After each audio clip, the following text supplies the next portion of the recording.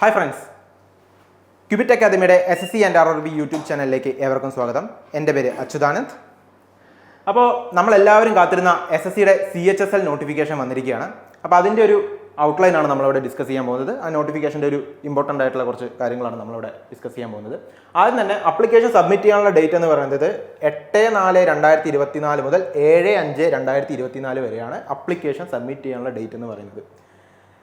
അതുപോലെ തന്നെ ഫീ പേയ്മെൻറ്റ് ചെയ്യാനുള്ള ഡേറ്റ് എന്ന് പറയുന്നത് ലാസ്റ്റ് ഡേറ്റ് 8/5/2024 ആണ് ഫീ പേയ്മെൻറ്റ് ചെയ്യാനുള്ള അവസാനത്തെ ഡേറ്റ് എന്ന് പറയുന്നത്. പിന്നെ നിങ്ങൾക്ക് വല്ല കറക്ഷൻസോ കാര്യങ്ങളോ ഉണ്ടെങ്കിൽ അത് ചെയ്യാനുള്ള ഡേറ്റ് വന്നിട്ട് 10/5/2024 മുതൽ 11/5/2024 വരെയാണ്.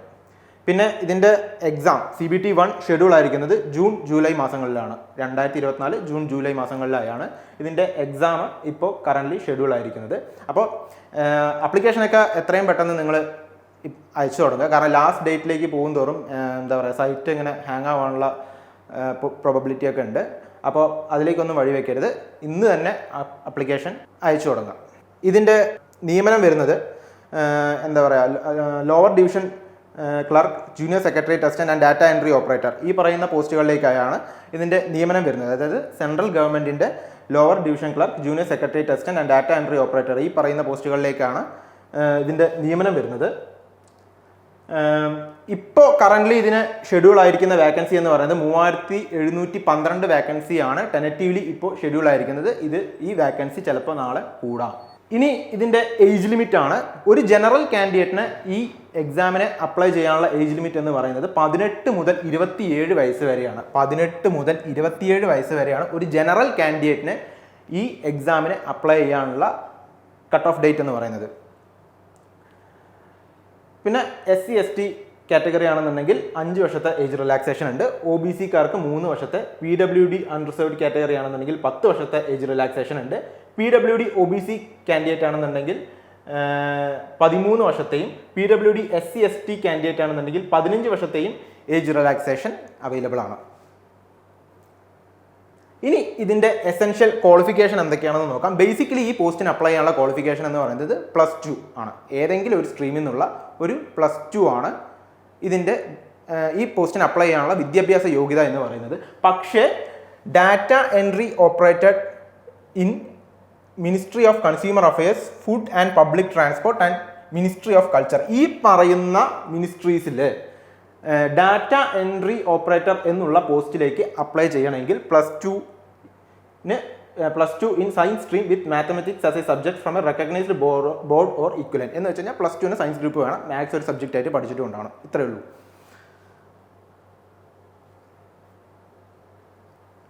അടുത്തത് വന്നിട്ട് വേറൊന്നുമല്ല, വെബ്സൈറ്റിൻ്റെ കാര്യമാണ്. നമ്മൾ ഇതിന് അപ്ലൈ ചെയ്യേണ്ട വെബ്സൈറ്റ് എന്ന് പറയുന്നത് ssc.gov.in എന്നുള്ള വെബ്സൈറ്റിലൂടെയാണ് അപ്ലൈ ചെയ്യേണ്ടത്. SSCയുടെ സൈറ്റ് മാറിയ വിവരം നിങ്ങൾ എല്ലാവരും അറിഞ്ഞിട്ടുണ്ടാവുമെന്ന് വിചാരിക്കുന്നു. ആദ്യത്തെ സൈറ്റ് വന്നിട്ട് ssc.nic.in ആയിരുന്നു, പക്ഷേ അത് മാറി ssc.gov.in എന്നുള്ളൊരു വെബ്സൈറ്റിലേക്ക് മാറിയിട്ടുണ്ട്. അപ്പോൾ ആ വെബ്സൈറ്റിൽ കയറിയിട്ട് വേണം നിങ്ങൾ ഈ പോസ്റ്റിലേക്ക് അപ്ലൈ ചെയ്യാൻ. ഇനി ഇതിൻ്റെ ഫീ പേയ്മെൻ്റ് ആണ്. ജനറൽ കാൻഡിഡേറ്റ്സിന് ഫീ പേയ്മെൻറ്റ് എന്ന് പറയുന്നത് 100 രൂപയാണ് ഇതിൻ്റെ അപ്ലിക്കേഷൻ ഫീസ് വരുന്നത്. വുമൺ കാൻഡിഡേറ്റ്സിനും പിന്നെ SC ST person with PWD candidates and ex സർവീസ്മാനൊന്നും പറയുന്ന ഫീസ് അപ്ലിക്കബിൾ അല്ല. ഫീസിന് കംപ്ലീറ്റ് എക്സംഷൻ കൊടുത്തിട്ടുണ്ട്. ഇനി ഇതിൻ്റെ എക്സാമിനേഷൻ്റെ ഒരു സ്കീമാണ് നമ്മൾ നോക്കാൻ പോകുന്നത്. ടയർ 1 വന്നിട്ട് ബേസിക് ഇംഗ്ലീഷ് ലാംഗ്വേജ്, അതുപോലെ തന്നെ general intelligence, quantitative aptitude, general awareness, ഈ പറയുന്ന 4 ടോപ്പിക്കിൽ നിന്നാണ് ക്വസ്റ്റ്യൻസ് ഉണ്ടാവുക. 25 ക്വസ്റ്റ്യൻസ് ആണ് ഉണ്ടാവുക. ഓരോ ക്വസ്റ്റ്യനും 2 മാർക്കാണ് ക്യാരി ചെയ്യുന്നത്. പിന്നെ നിങ്ങൾ ഈ ടയർ 1 എക്സാമിനേഷൻ ക്രാക്കായി ടയർ 2ലേക്ക് പോവുകയാണെന്നുണ്ടെങ്കിൽ 2 സെഷൻസ് ആയിട്ടാണ് അവർ എക്സാംസ് കണ്ടക്ട് ചെയ്യുന്നത്. അതിൽ ആദ്യത്തെ സെഷനിൽ വന്നിട്ട് 3 സെക്ഷൻസ് ഉണ്ട്. അതിൽ ഫസ്റ്റ് സെക്ഷൻ വന്നിട്ട് മാത്തമെറ്റിക്കൽ എബിലിറ്റീസ്, സെക്കൻഡ് വന്നിട്ട് മാത്തമെറ്റിക്കൽ എബിലിറ്റിയും റീസണിങ് ആൻഡ് ജനറൽ ഇൻ്റലിജൻസും ആണ് ഫസ്റ്റ് സെക്ഷനിൽ വരുന്നത്. രണ്ടാമത്തെ സെക്ഷനിൽ വന്നിട്ട് ഇംഗ്ലീഷ് ലാംഗ്വേജും പിന്നെ അതുപോലെ തന്നെ ജനറൽ അവയർനെസ്സും ആണ്. മൂന്നാമത്തെ സെക്ഷനിൽ വന്നിട്ട് വരുന്നത് കമ്പ്യൂട്ടർ നോളജ് മൊഡ്യൂളാണ്. അതായത് കമ്പ്യൂട്ടറിനെ പറ്റിയിട്ടുള്ള ക്വസ്റ്റ്യൻസ് ആയിരിക്കും വരിക. ഇനി രണ്ടാമത്തെ സെഷനിൽ വന്നിട്ട് നമുക്ക് സ്കിൽ ടെസ്റ്റ് ആണ്. അത് നമ്മൾ ഏത് പോസ്റ്റിലേക്കാണോ പോകുന്നത് അതിനനുസരിച്ചിട്ടാണ് അതിൻ്റെ സ്കിൽ ടെസ്റ്റ് ഷെഡ്യൂൾ ആയിരിക്കുന്നത്. അപ്പോൾ ഇത്രയൊക്കെ തന്നെയാണ് അതിനകത്ത് ഇമ്പോർട്ടൻ്റ് ആയിട്ട് പറയാനുള്ളത്. അപ്പോൾ SSC ഇതിൻ്റെ കൂട്ടത്തിലൊരു ഇമ്പോർട്ടൻറ്റ് നോട്ടീസും കൂടെ പ്രസിദ്ധീകരിച്ചിട്ടുണ്ട്. വേറൊന്നുമല്ല, SSC നടത്താനിരുന്ന ചില എക്സാംസിൻ്റെ ഡേറ്റിൽ ചില മാറ്റങ്ങൾ വന്നിട്ടുണ്ട്. അത്രേ ഉള്ളൂ ഇതിനകത്ത്.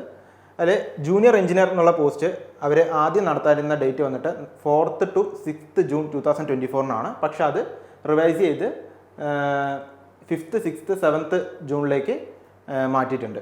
അതുപോലെ തന്നെ സെലക്ഷൻ പോസ്റ്റ് എക്സാമിനേഷൻ പേസ് 12 2024 ആ എക്സാം നടത്താനിരുന്ന ഡേറ്റ് വന്നിട്ട് 6th to 8th May 2024 ആയിരുന്നു. പക്ഷെ അത് 24, 25, 26 ജൂൺ മാസത്തേക്ക് മാറ്റിയിട്ടുണ്ട്. അതുപോലെ അടുത്ത എക്സാം വന്നിട്ട് CPO, നമ്മുടെ ഡൽഹി പോലീസിലേക്ക് മറ്റ് സെൻട്രൽ ആംഡ് പ്രൊട്ടക്ഷൻ ഫോഴ്സിലേക്കുള്ള സബ് ഇൻസ്പെക്ടർ പോസ്റ്റിലേക്കുള്ള എക്സാമിനേഷനാണ്. അത് 9th to 13th May വരെയായിരുന്നു നടത്താൻ നിശ്ചയിച്ചിട്ടുണ്ടായിരുന്നു. അത് മാറ്റി 27 മുതൽ 29 ജൂൺ വരെ ഉള്ള ഡേറ്റുകളിൽ നടത്താൻ തീരുമാനമായിട്ടുണ്ട്.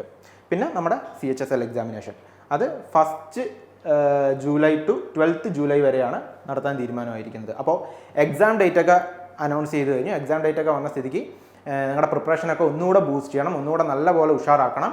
All the very best. Thank U.